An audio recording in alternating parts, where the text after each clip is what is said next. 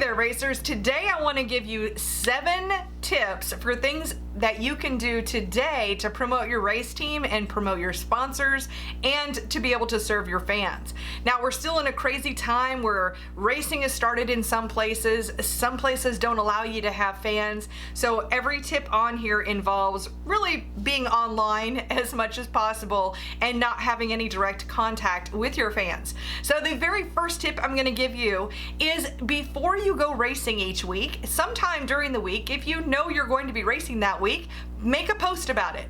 Let people know where you're going to be. And you can even level it up just a little bit. If your track or the series has put together an event on Facebook, then go ahead and share that event. Invite your friends to that event. Let them know that you're going to be at that event.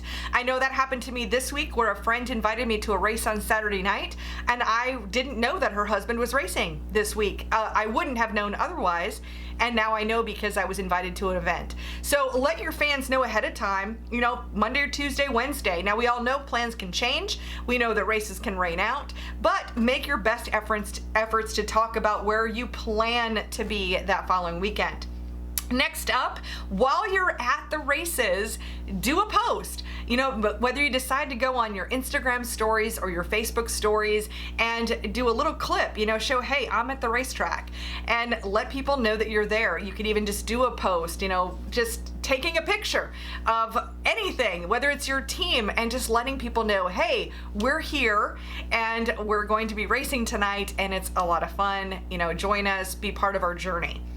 Next, share something after the race.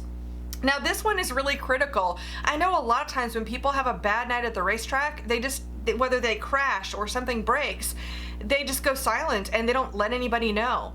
But if there is one thing we have learned from this pandemic, can't we all agree that racing, even a bad night of racing, is better than no racing at all? So go ahead and share a little bit of that disappointment. Share, be real and connect with your fans. They will appreciate it. Next up, in number 4, this one's so important, is you want to make sure that all of these posts, you want to tag your sponsors and your manufacturers. So you can even do a specialized post that is just about that.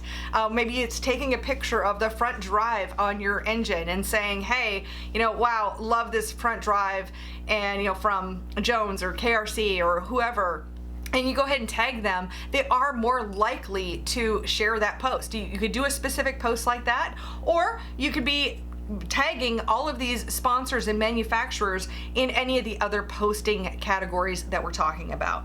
Next up, number 5, you can be doing some product reviews. I know I definitely work with some racers who are doing some unboxing videos. They're so effective in sharing the story of products, talking about why you buy the products that you buy.